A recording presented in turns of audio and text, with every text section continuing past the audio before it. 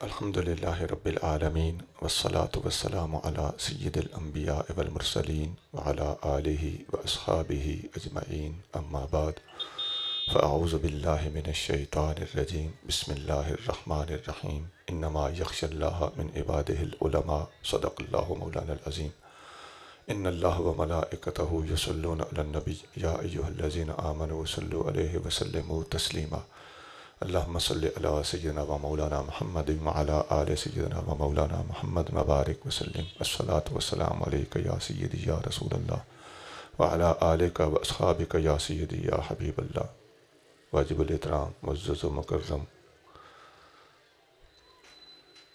صاحبزادہ والا شان حضرت علامہ بشیر الدین صاحب سیالوی اور حضرت علامہ فرید الدین صاحب محمدی اشرفی دیگر کثیر التعداد علماء اکرام بزرگوں بھائیوں عزیزوں، موقع کی مناسبت سے فقیر نے قرآن شریف میں سے چند الفاظ تلاوت کرنے کا شرف حاصل کیا ہے۔ اللہ کریم فرما رہا ہے انما یخش اللہ من عبادہ العلماء، اللہ تعالیٰ سے، اللہ کے بندوں میں سے ڈرتے صرف وہی ہیں جو لوگ علماء ہوتے ہیں۔ اس آیت کو پڑھنے اور منتخب کرنے کا مقصد یہ ہے کہ ہم جو لوگ علماء سمجھے جاتے ہیں ہم اپنا جائزہ لیں، یا کل جن طلباء نے علماء کہلانا ہے وہ بھی اپنا جائزہ لیں کہ علم کا معیار کیا ہے اور عالم کی شناخت اور پہچان کیا ہے۔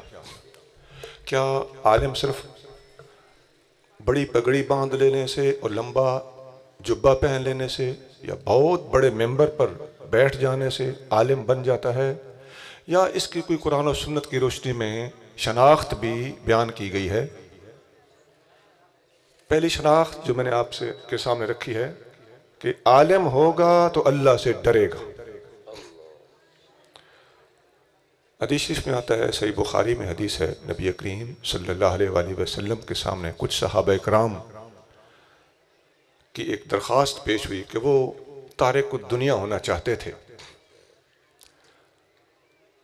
نبی کریم صلی اللہ علیہ وآلہ وسلم نے فرمایا انا اعلمہم باللہ واشدہم لہ خشیۃ، میں سب لوگوں سے زیادہ اللہ کو جانتا ہوں، اور چونکہ میں سب سے زیادہ جانتا ہوں اس لیے میں سب سے زیادہ اللہ سے ڈرتا ہوں۔ تو میں تارک الدنیا نہیں ہو رہا، تو میرے جیسا اللہ کو پہچاننے والا اور اللہ کا خوف رکھنے والا تمہارا مقتدا جس راہ پہ چلے گا، آپ کے لیے وہی راستہ عافیت کا راستہ ہوگا۔ حضرت عبداللہ بن عباس رضی اللہ تعالیٰ عنہ کا ایک قول سنن دارمی میں موجود ہے۔ آپ رضی اللہ تعالیٰ عنہ فرماتے ہیں من خشی اللہ فہو عالم، جو اللہ سے ڈر گیا وہ عالم ہے۔ اسی دارمی میں حضرت عبداللہ بن عمر کا ایک قول ہے، آپ رضی اللہ تعالیٰ عنہ فرماتے ہیں لا یکون الرجل عالما،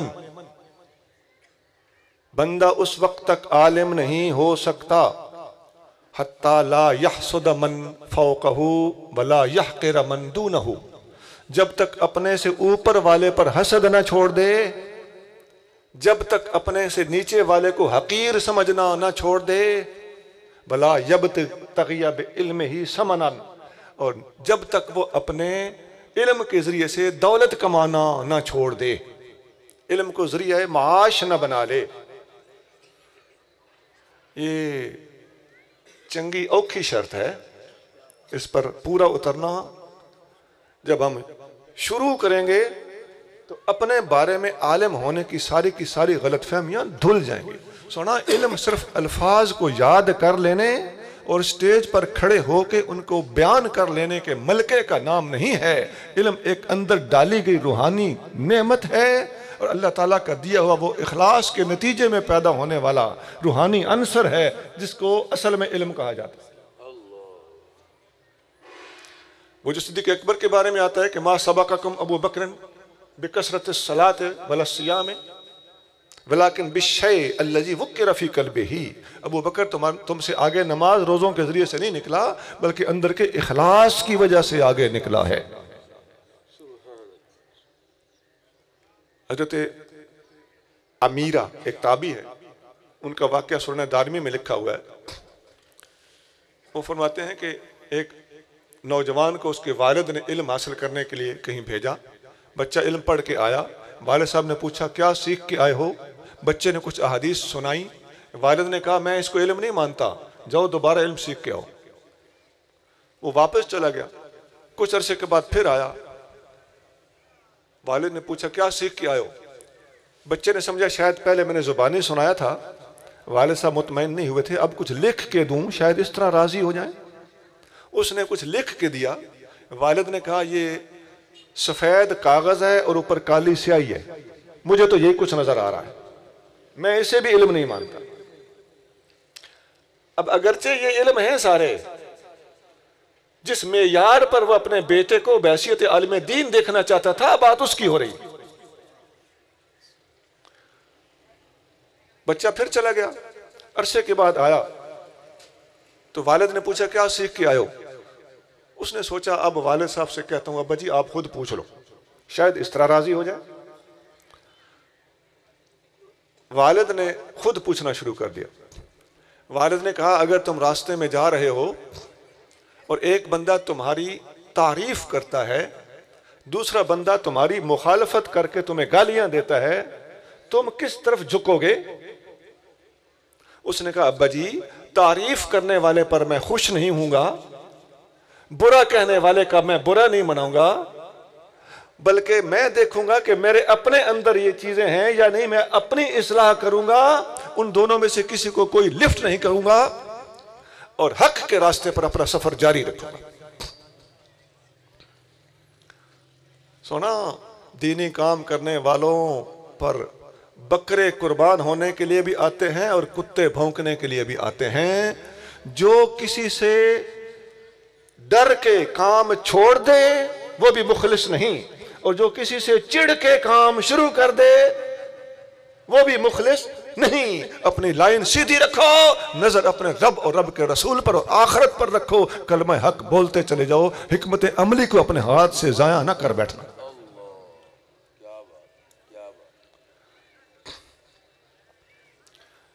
ایک اور بات بھی ہے، علامہ مفتی محمد نوید سبحانی صاحب بڑی خوبصورت بات کر رہے تھے۔ مسئلہ یہ ہوتا ہے کہ آگے سننے والے کو اللہ کرے کچھ سمجھ آ رہی ہے۔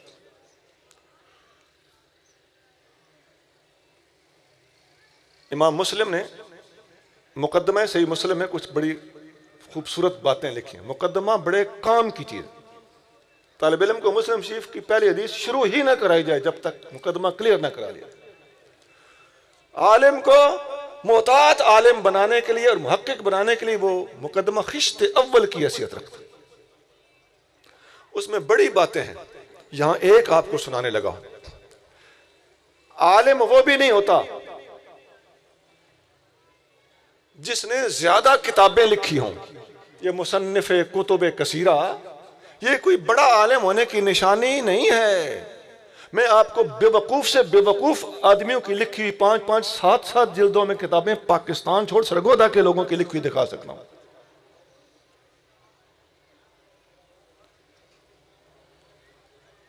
عالم مضبوط لکھے گا خواہ تھوڑا ہو۔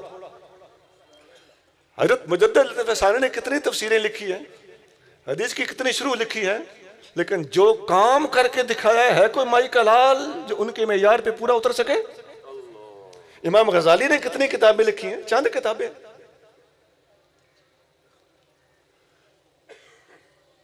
شیخ عبدالحق محدث دہلوی رحمۃ اللہ علیہ نے کتابیں لکھی ہیں لیکن اتنی زیادہ نہیں۔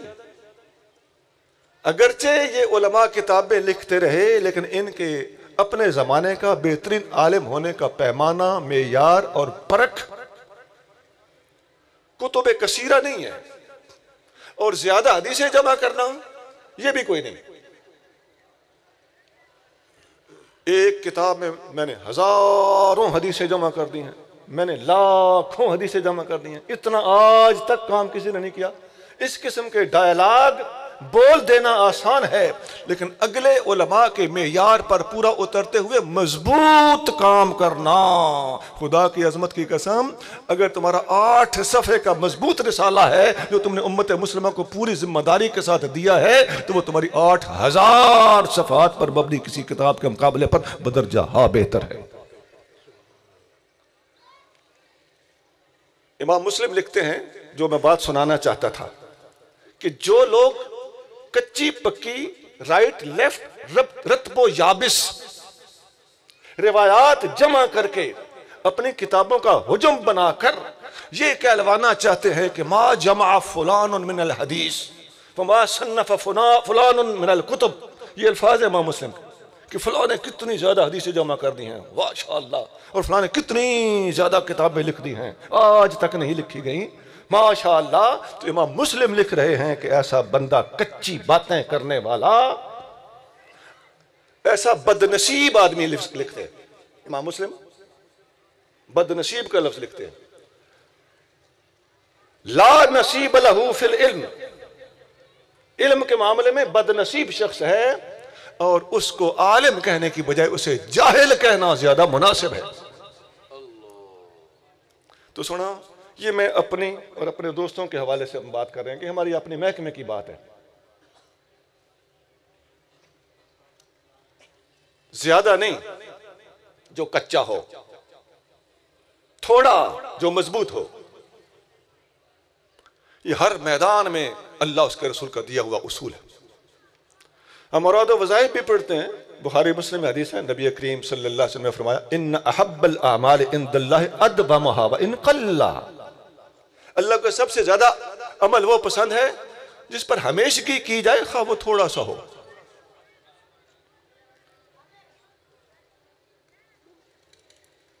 میں نے صرف علماء کے حوالے سے کچھ باتیں عرض کی ہیں، اب آتے ہیں طلباء کی طرف، جو کہ علماء کا مضمون طویل ہو گیا ہے، طلباء کا علم میں شارٹ کرتا ہوں۔ سنا، طالب علم کے لیے بھی ضروری ہے کہ اپنی نیت کو درست رکھے۔ عالم کہلانے کے لیے علم حاصل نہ کرے۔ حدیث میں آتا ہے، مسلم شریف میں حدیث ہے کہ نبی کریم صلی اللہ علیہ وسلم نے فرمایا قیامت کے دن ایک بندے کو بلایا جائے گا، پوچھا جائے گا تم نے کیا کیا؟ وہ کہے گا میں نے علم سیکھا اور سکھایا۔ تو اللہ کریم فرمائے گا تیری نیت علامہ صاحب کہلانے کی تھی، وہ تمہیں دنیا میں مل چکا، اسے جہنم میں ڈال دیا جائے گا۔ اور حدیث شریف میں آتا ہے من طلب العلم لیجاری بہ العلماء او لیماری بہ السفہاء او یصرف بہ وجوہ الناس الیہ ادخلہ اللہ النار، جس نے علم اس لیے حاصل کیا، یہ طالب علم کی بات ہو رہی، تاکہ علماء کو اپنے پاس بٹھائے اور جاہلوں اور بے وقوفوں میں بیٹھ کر گپیں اور ٹورے بنائے، یا لوگوں کا رخ اپنی طرف موڑنے میں کامیاب ہو سکے، لوگ میری طرف متوجہ ہوں، میری فالوئنگ بڑھے۔ یہ اگر نیت ہے تو ادخلہ اللہ النار، ایسے بندے کو اللہ تعالیٰ جہنم میں داخل کرے گا۔ میں تو عرض کرتا ہوں کہ ہمارے مدارس کے داخلہ فارم کے اوپر متھے پہ یہ حدیثیں لکھی ہونی چاہیے کہ تیری نیت کیا ہے، بچہ پڑھنے کیوں آیا ہے؟ نوکری لینے کے لیے، دنیا کمانے کے لیے، علامہ صاحب کہلانے کے لیے؟ جامع ترمذی میں حدیث ہے کہ قیامت کی نشانیوں میں سے ایک نشانی یہ ہے کہ تعلم لغیر الدین، دنیا کمانے کے لیے علم حاصل کیا جائے گا۔ یہیں سے یہ سندوں اور ڈگریوں کی بیماری پھوٹتی ہے۔ سند بنوا لو، پڑھو یا نہ پڑھو، سند بنوانا تو پیسے دے کے کوئی مشکل نہیں رہا اس دور میں۔ یہ ایک جہالت کی بنیادی بیماری ہے جو جہالت کو جنریٹ کرنے اور پروپیگیٹ کرنے میں بڑا بنیادی کردار اس دور میں ادا کر رہی ہے۔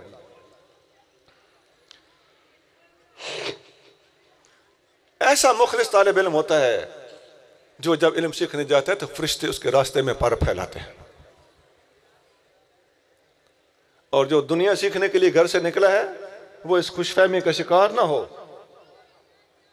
دنیا کی خاطر علم حاصل کرنا، دنیا کی خاطر مدرسہ کھولنا اور دنیا کی خاطر ہوٹل کھولنا برابر ہے، کیوں؟ اعمال کا دار و مدار نیت پر ہے، اور یہ حدیث کہہ رہی ہے کہ ہوٹل کھولنے والا اور مدرسہ کھولنے والا دونوں کی چونکہ نیت ایک ہے، لہذا اجر ایک جیسا ہوگا، اجر ہے یا عذاب ہے، بٹ سو ایور۔ تیسری، عالم طالب علم۔ ایسے لوگ بھی ہوتے ہیں جو نہ عالم ہے نہ طالب علم ہے، وہ ہم جیسے ہیں جو علماء کے پاس جا کے بیٹھنا پسند کرتے ہیں، علم کے ساتھ رغبت رکھتے ہیں، تھوڑی سی پرچول کے عادی ہیں، ان کو جا کے سنتے ہیں، جمعے کے دن وقت پہ پہنچ جاتے ہیں، یار کچھ چار گلاں سنا گے۔ یہ الگ بات ہے کہ ہم جیسے خطیب آگے بیٹھے ہوتے ہیں، لوگوں کا دل یہی ہوتا ہے کہ آخری ٹائم پہ پہنچوں، کام دی گل تے ہونی کوئی نہیں۔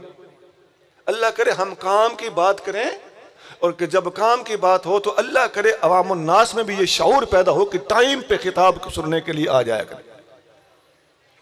اب آپ دیکھیں یہاں جتنے بندے آئے ہوئے ہیں، جتنے آپ بیٹھے ہیں، اتنے بندے وہ ادھر ادھر بھی گھوم رہے ہیں، یہ سننے کا شوق نہ ہونے کی وجہ سے، اور اصل میں آنے کا مقصد ذہن میں ہے ہی نہیں، یہ اس وجہ سے ایسا ہوتا ہے۔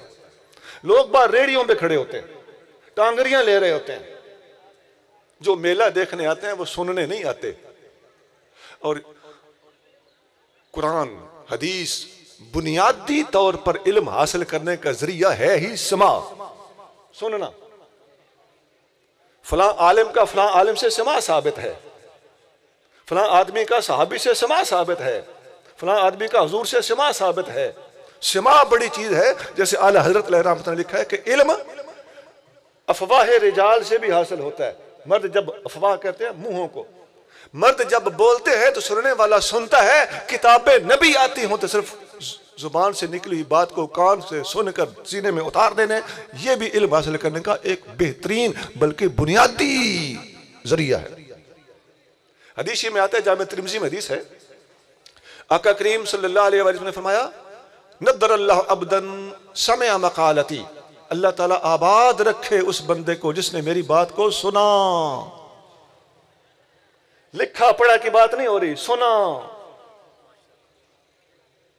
فحافظها ووعاها واداها، اسے حفظ کیا، یاد کیا، یاد رکھا اور آگے پہنچا دیا۔ آگے پہنچایا بھی تو اگلے کو سنانا ہی ہے نا۔ فرب حامل فقہ غیر فقیہ، کتنے ہی علمی نکتہ دان ایسے ہوتے ہیں کہ نکتہ پاس موجود ہے، سمجھ کوئی نہیں۔ ورب حامل فقہ الی من هو افقہ منہ، اور کبھی ایسا بھی ہوتا ہے کہ ایک بندہ بھولا آدمی ہے، اس نے حدیث یاد کی ہوئی ہے، آگے بتاتا ہے، اگلے نے یہ نہیں سنی ہوئی تھی، وہ اس بتانے والے سے زیادہ سمجھدار ہے اور وہ اپنا علمی مقصد اس میں سے حاصل کر لیتا ہے۔ تو گویا علم سننے سنانے سے پھیلا ہے، باقی ذرائع اختیار کرنا شرعاً جائز بھی ہے، اور اپنے اپنے درجے میں ہم استعمال کرتے بھی ہیں، کرتے رہنا چاہیے، لیکن علم کا بنیادی ماخذ سماعت ہے۔ اذا قرأناہ فاتبع قرآنہ، اللہ تعالیٰ محبوب کریم صلی اللہ علیہ وسلم کو فرماتا ہے، محبوب جب ہماری طرف سے وحی نازل ہو رہی ہوتی ہے تو آپ خاموشی سے سماعت فرمایا کریں۔ تو سونا علماء کے پاس آ کے بیٹھنا اور سننا اور دلچسپی رکھنا، ان کی مجلس میں آ کے صرف بیٹھے رہنا، بیٹھو گے تو سنو گے نا، تو جیسی محفل ہوگی ویسی بات آپ کو سننے کو ملے گی۔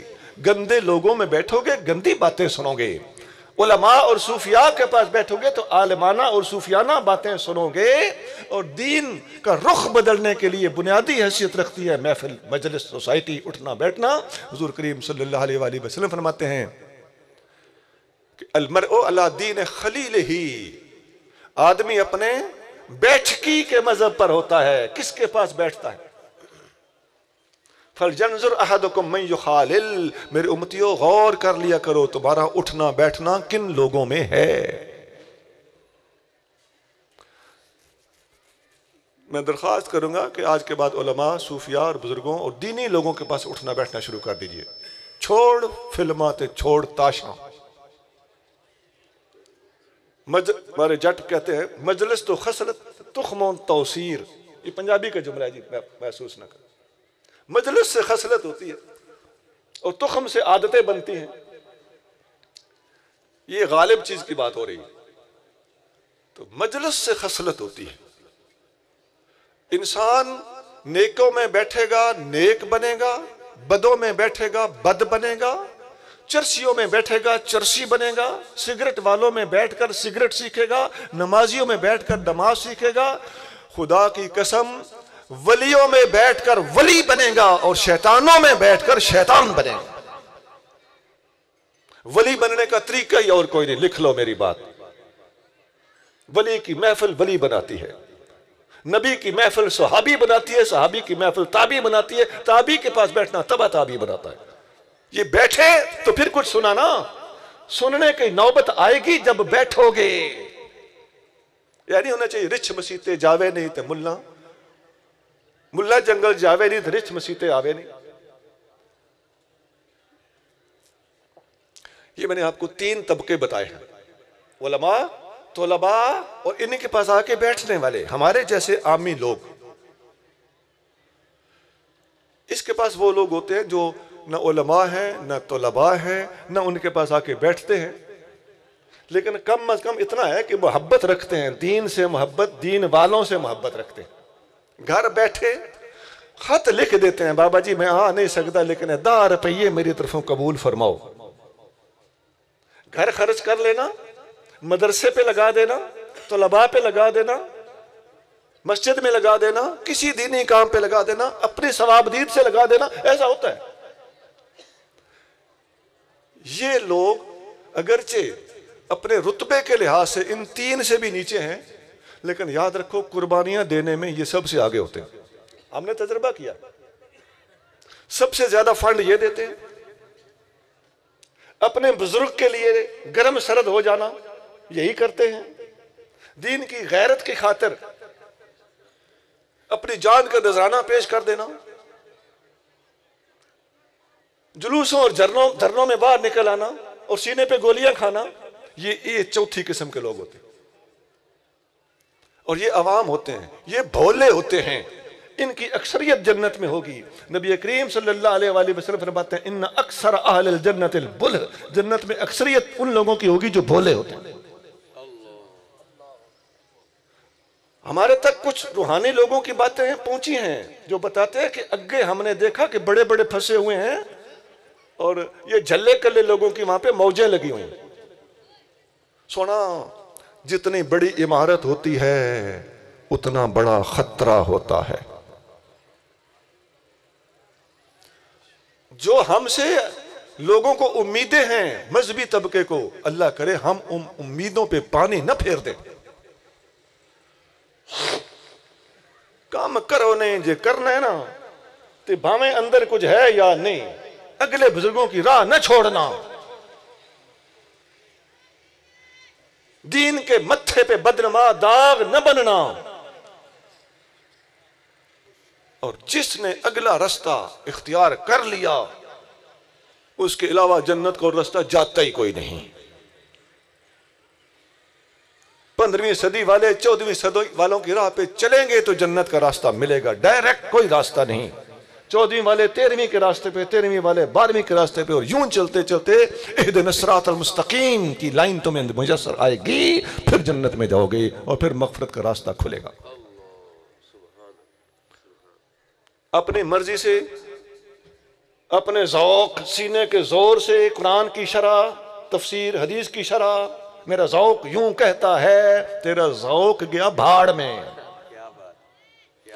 حضرت مجدد الفسانی رحمۃ اللہ علیہ نے مکتوبات شریف میں 193 نمبر مکتوب میں بڑی خوبصورت بات کی. اس سے پہلے بھی 153-50 کے قریب یہ بات کر کے آئے ہیں. آپ فرماتے ہیں کہ تیرا اور میرا قرآن حدیث کی شرح کرنا اور تعبیر کرنا کچھ معنی نہیں رکھتا.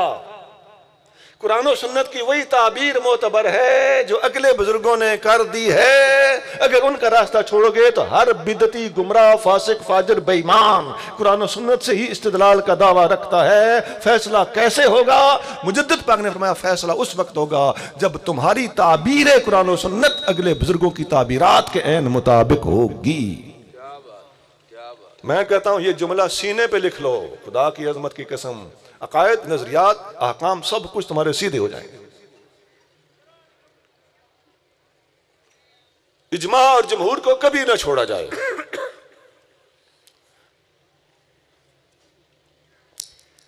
میں نے اختصار کے ساتھ 4 قسم کے لوگ عرض کر دی۔ اب حدیث سنیے۔ حدیث طبرانی میں ہے، نبی کریم صلی اللہ علیہ وآلہ وسلم نے فرمایا انہی 4 طبقوں کے بارے میں، فرمایا اغد عالما، عالم بن جا، او متعلما، یا عالم کا شاگرد بن جا۔ وہ 4 چیزیں میں نے سٹیپ بائی سٹیپ بتائی ہیں نا۔ او مستمعا، یا ان کے پاس بیٹھ کر ان کی باتیں سننے والا بن جا۔ او محبا، یا کم از کم دور بھی بیٹھتے ہو تو ان کا حبدار بن جا، تاکہ وہ جنت میں جائے تو تو بھی اس کے ساتھ جنت میں حب کی وجہ سے جائے۔ اب حدیثیں بڑی پڑھی ہیں اس موضوع پر، بخاری مسلم میں بھی ہیں اور کتابوں میں بھی ہیں کہ تو اسی کے ساتھ ہوگا جس کے ساتھ تیری محبت ہوگی۔ یہ اکثریت ہے لوگوں کی۔ اب ایک اور جملہ ہے اس سے آگے، حضور صلی اللہ علیہ وسلم نے فرمایا فلا تکن الخامسۃ فتہلک، ان 4 میں سے کچھ نہ کچھ بن جا، 5ویں چیز نہ بننا ورنہ ہلاک ہو جاؤ گے۔ اچھا اب یہ 5ویں چیز کیا ہے؟ اس پہ بھی ذرا مہربانی کرنا، غور کرنا۔ 4 تو ہم نے سمجھ لی کہ یا میں نے عالم بننا ہے یا عالم کا شاگرد بننا ہے۔ اچھا ایک اور بات دیکھیں، علماء تھوڑے ہوں گے نا، سب سے تھوڑے علماء ہی ہوں گے، اور طالب علم علماء سے تھوڑے زیادہ ہوں گے، اور سننے والے اور آ کے پاس بیٹھنے والے تھوڑے اور زیادہ ہوں گے، اور ان سے حب رکھنے والے حضور کی امت کی اکثریت بھولے بادشاہ یہ اور زیادہ ہوں گے۔ اور یہ جو 5واں طبقہ ہے نا، فرمایا 5واں نہ بننا ورنہ ہلاک ہو جاؤ گے۔ اب آپ سوچو 5ویں کون ہیں؟